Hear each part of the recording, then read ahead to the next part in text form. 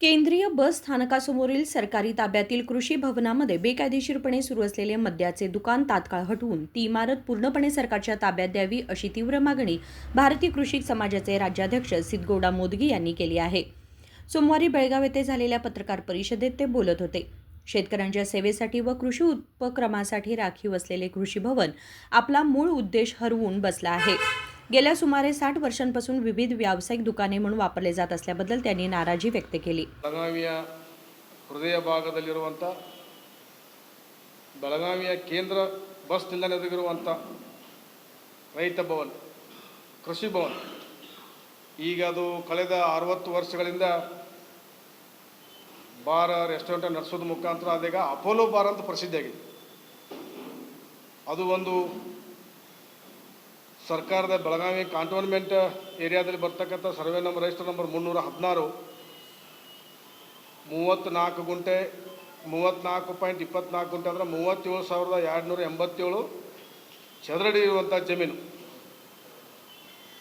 ಇದನ್ನು 10/3/1966ರಲ್ಲಿ 99 ವರ್ಷಗಳ ಅವಧಿಗೆ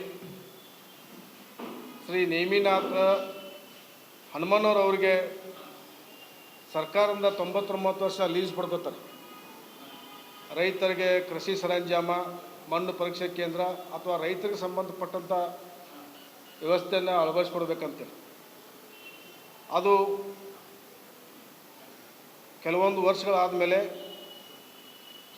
ರೈತರ ಕೃಷಿ ಚಟುವಟಿಕೆಯಿಂದ ನಮಗೇನೂ ಲಾಭ ಆಗ್ತಾಯಿಲ್ಲ ಅನ್ನೋ ಸಂಬಂಧಾಗಿ ಮತ್ತೆ ಸರ್ಕಾರ ಕಡೆಯಿಂದ ಅದನ್ನೆಲ್ಲ ಬದಲಾವಣೆ ಮಾಡ್ಕೊಂಬಂದ್ರು ಕೂಡ ಅವಾಗ ಕೂಡ ಅವರು ರೈತರಿಗೆ ಅನುಕೂಲ ಮಾಡಿಕೊಡುವಂಥ ಕಂಡೀಷನ್ ಮೇಲೆ ಲೀಸ್ ಮಾಡಿಕೊಡ್ತಾರೆ. ಆ ಲೀಸು ಷರತ್ತು ಒಳಪಟ್ಟಿದ್ದಂಥ ಪೂರ್ತಿ ಉಲ್ಲಂಘನೆ, ಅತಿ ಕಡಿಮೆ ಬಾಡಿಗೆಯಲ್ಲಿ ಸರ್ಕಾರದ ಆಸ್ತಿಯನ್ನು ದುರ್ಬಳಕೆ ಮಾಡಿಕೊಳ್ಳುವಂಥದ್ದು ದುರ್ದೈವದ ಸಂಗತಿ.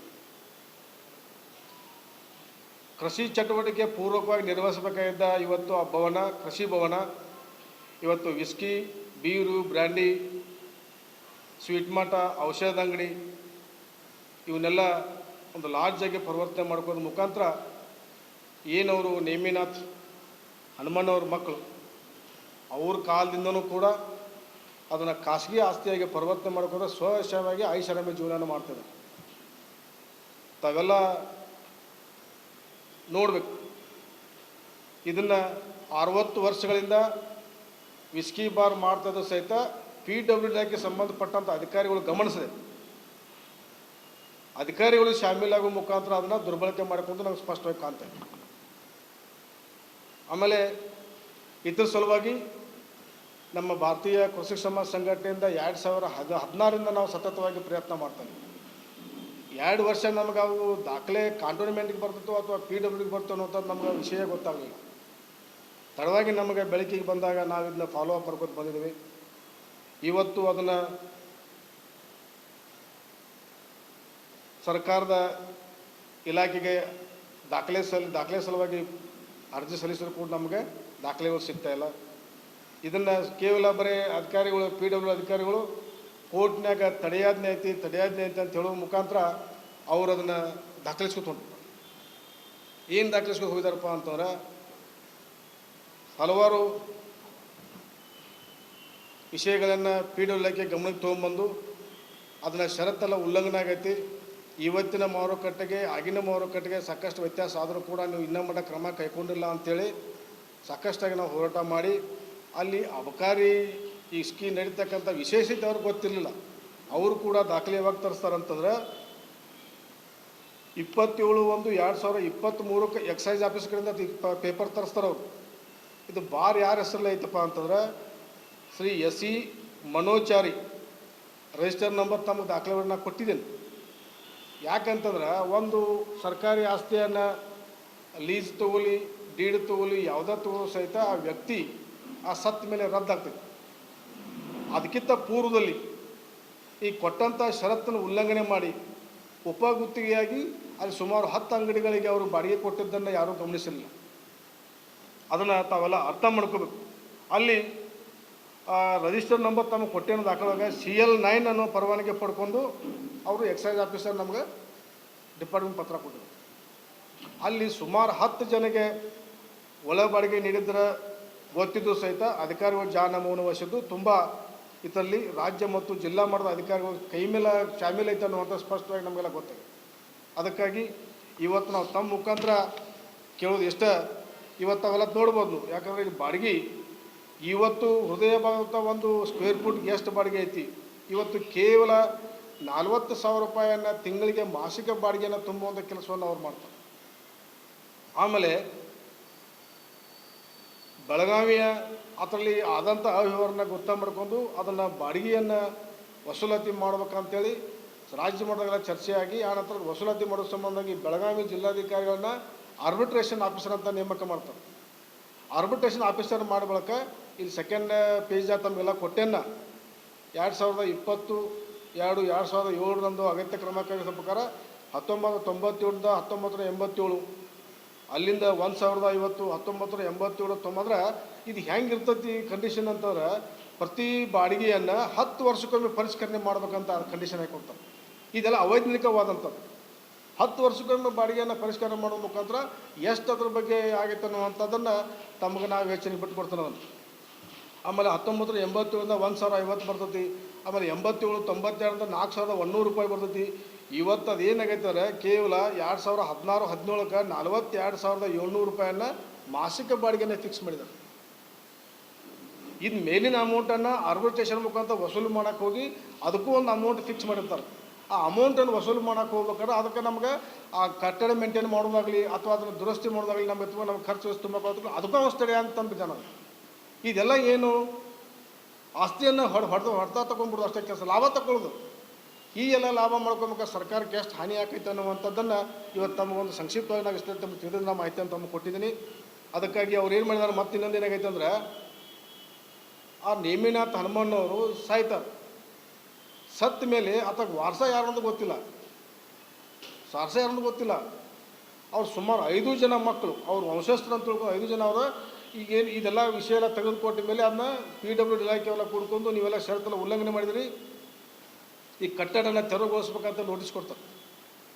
ಆ ನೋಟಿಸ್ ಕೊಟ್ಟ ಬಳಕ ಆ ನೋಟಿಸ್ ಮ್ಯಾಗಿಂದ ಅವ್ರು 5 ಜನ ಮಕ್ಕಳೆಲ್ಲ ಕೂಡ್ಕೊಂಡು ಹೈಕೋರ್ಟ್ನಾಗ ಮತ್ತೆ ಅದನ್ನು ಸ್ಟೇ ತಂದರು. ಈ ಸ್ಟೇ ತಂದದನ್ನು ಸ್ಟೇ ವೇಕೆಂಟ್ ಮಾಡೋಕ್ಕೆ ಇನ್ನೇ ಮಟ್ಟ ಇಲಾಖೆಗೆ ಆಗ್ತಾಯಿಲ್ಲ. ವಿಚಾರ ನೋಡ್ಕೊಂಡು ಯಾವುದೇ ಕರಾರ ಪತ್ರಗಳು ಅದು ಯಾವ ವ್ಯಕ್ತಿ ಇರ್ತಾನೆ ವ್ಯಕ್ತಿಗೆ ಮಾತ್ರ ಸಂಬಂಧ ಇರ್ತದೆ, ಆದರೆ ಅವ್ರ ಮಕ್ಕಳು ಹೆಂಗೆ ವಂಶಸ್ಥರಾದಂಥ ಅಗ್ರಿಮೆಂಟ್ ಪತ್ರದಾಗಿಲ್ಲ. ಅದಕ್ಕಾಗಿ ಇವತ್ತು ಅದನ್ನು ಯಾವುದೇ ಪರಿಸ್ಥಿತಿಯೊಳಗೆ ಇವತ್ತಿನ ಮಟ್ಟ ನಾವು ಅವಕಾಶ ಮಾಡಿ ಕೊಟ್ಟಿವಿ. PWD ಇಲಾಖೆಗಳು ಹಿರಿಯ ಅಧಿಕಾರಿಗಳು ಎಲ್ಲರೂ ಶಾಮೀಲ್ದಾರ. ತ್ವರಿತವಾಗಿ ಅದನ್ನು ಸರ್ಕಾರ ತಮ್ಮ ಸುಪರ್ದಿಗೆ ಪಡ್ಕೋಬೇಕು. ಇಲ್ಲಿವರೆಗೂ ಆದಂಥ ಆ ನಷ್ಟವನ್ನು ಸಂಬಂಧಪಟ್ಟಂಥ ಅಧಿಕಾರಿಗಳ ಕಡೆಯಿಂದ ವಸೂಲು ಮಾಡಬೇಕಂತ ಆಗ್ರಹವನ್ನು ನಮಗೆ ಮಾಡ್ತಾಯಿದ್ದೀವಿ. ಇವತ್ತು ತಮ್ಮೆಲ್ಲರಿಗೆ ವಿಷಯ ಹಂಚುವ ಮುಖಾಂತರ ಬೆಳಗಾವಿ ಜಿಲ್ಲಾಧಿಕಾರಿಗಳಿಗೆ ಮತ್ತು ಜಿಲ್ಲಾಧಿಕಾರಿಗಳ ಮುಖಾಂತರ ಇಲಾಖೆಯ ಪ್ರಧಾನ ಕಾರ್ಯದರ್ಶಿಗೆ ನಾವು ಪತ್ರ ಕಳಿಸ್ತಾ ಇದ್ದೀವಿ DC ಮುಖಾಂತರ. ಭಾಳ ನವೀನ ಸಂಗತಿ ಇದು. ಏನಪ್ಪ ಅಂತಾರೆ ಅವೆಲ್ಲ ಪ್ರಭಾವಿ ಜನ ಇರ್ತಾರೆ, ಅಧಿಕಾರಿಗಳು ಅವ್ರಿಗೆ ಏನು ಮಾಡ್ತಾರೆ ಗೊತ್ತಿಲ್ಲ, ತಮ್ಮ ಅಧಿಕಾರದ ಪ್ರಭಾವ ಮಾಡಿದಂಥ ಸರ್ಕಾರಿ ಆಸ್ತಿಗಳನ್ನ ಸಾಕ್ಷ್ಯ ಉಳಿಸೋದಕ್ಕೆ ಅನುಕೂಲ ಆಗ್ತದೆ. ಈ ನಿಟ್ಟಿನಲ್ಲಿ ಬೇಗನೆ ಅರಿತುಕೊಂಡು ಇಲಾಖೆ ಅಧಿಕಾರಿಗಳು ಸರಿಯಾಗಿ ಇದನ್ನ ಗಮನವಹಿಸಿ ತಡೆಯಾಜ್ಞೆ ತೆರವುಗೊಳಿಸಿ ಅಗತ್ಯ ಕ್ರಮ ಕೈಗೊಳ್ಳೋದು ಹೋದರೆ ನಮ್ಮ ಭಾರತೀಯ ಕೃಷಿ ಸಮಾಜ ಸಂಘಟನೆ ವತಿಯಿಂದ ಕಾನೂನಾತ್ಮಕ ಹೋರಾಟವನ್ನು ನಾವು ಮಾಡ್ತೀವಿ. ಅದಕ್ಕಾಗಿ ಇದಕ್ಕೆ ಜಿಲ್ಲಾಧಿಕಾರಿ ಜವಾಬ್ದಾರಿ. ತಮ್ಮ ಆಡಳಿತದಲ್ಲಿರ್ತಕ್ಕಂಥ ತಮ್ಮ ಜಿಲ್ಲಾ ವ್ಯಾಪ್ತಿಯಲ್ಲಿ ಬರ್ತಕ್ಕಂಥ ಸರ್ಕಾರಿ ಆಸ್ತಿಗಳನ್ನು ಉಳಿಸ್ಕೊಳ್ಳೋದು ಕೂಡ ಜಿಲ್ಲಾಧಿಕಾರಿಗಳ ಅಧಿಕಾರ, ಅವ್ರ ವ್ಯಾಪ್ತಿ ಬರ್ತದೆ. ಈ ರೀತಿ ಹಾಡು ಹಗಲಿ ಇರ್ತಕ್ಕಂಥ ಸುಮಾರು 60 ವರ್ಷಗಳಿಂದ ಬಾರ್ ನಡೆಸ್ತಕ್ಕಂಥ ಬಾರ್ನವರು ವೈಯಕ್ತಿಕ ಲಾಭ ಮಾಡ್ಕೊಂಡಾರ. ಅದು ಬಾಡಿಗೆ ತೊಗೊಂಡು ನಾವು ಆ ಲಾಭ ತೊಗೊಂಡು ಅನ್ನೋ ಕಾಲಕ್ಕೆ ಬರುವಂಥ ದಿವಸದಾಗ ಇದು ಕೂಡ ಸರ್ಕಾರಿ ಆಸ್ತಿ ಅಲ್ಲ, ಖಾಸಗಿ ವ್ಯವಸ್ಥೆಯಾಗಿ ಮಾಡ್ತಿತ್ತು ಅನ್ನುವಂಥ ಒಂದು ಇದರಿಂದ ನಮ್ಗೆ ಅದು ಮನವರಿಕೆ ಆಗ್ತದೆ. ಯಾಕಂದರೆ ಇದೆಲ್ಲ 100 ವರ್ಷದಲ್ಲೇ ಮಾಡ್ಕೊಂಡು ಬಂದವರಪ್ಪ ಅಂತಂದ್ರೆ ಅದು ಭಾಳ ಕಷ್ಟ. ಅದು ಇನ್ನೊಂದೇನು ಪ್ರತ್ಯೇಕ ಐತೆ, ಕಾಂಟೋನ್ಮೆಂಟ್ ಬಂದು ಸೆಂಟ್ರಲ್ ಗೌರ್ಮೆಂಟ್ ಪರ್ಮಿಷನ್ ತೊಗೋಬೇಕಾಗಿ. Central government cantonment register number cantonment ಕೊಡ್ತಾರೆ. ಇಲ್ಲಿ ಬೆಳಗಾವಿ ಕಾಂಟೋನ್ಮೆಂಟ್ ರಿಜಿಸ್ಟರ್ ನಂಬರ್ 316 ಅಂತ ಕೊಡ್ತಾರೆ. ದಯವಿಟ್ಟು ಅದನ್ನೆಲ್ಲ ತಮ್ಮ ಗಮನಕ್ಕೆ ತಂದಿದ್ದೀನಿ. ಇದನ್ನು ಜಿಲ್ಲಾಧಿಕಾರಿಗಳು ತ್ವರಿತವಾಗಿ ಕ್ರಮ ವಹಿಸ್ತಾ ಹೋದರೆ ಭಾರತೀಯ ಕೃಷಿ ಸಮಾಜ ಸಂಘಟನೆ ವತಿಯಿಂದ ಬರುವಂಥ ದಿವಸದಲ್ಲಿ ಉಗ್ರವಾದ ಹೋರಾಟವನ್ನು ಮಾಡ್ತೀವಿ ಅಂತ ಹೇಳಿಕೆ ನಾನು ಇಚ್ಛಪಡ್ತೇನೆ. यावेळी शिवलीला मिसाळे, संजीव डोंगरगावी, शेखर गुरण्णवर आदी उपस्थित होते. Vinod Kolkar, KMM Marathi, Belgaum.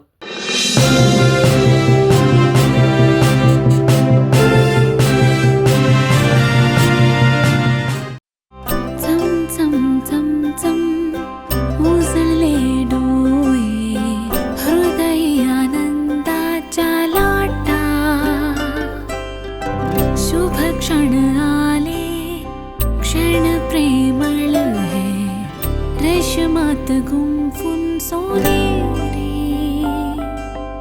DS Channabasappa and Sons, The Textile Mall, Tilakvadi, Belagavi.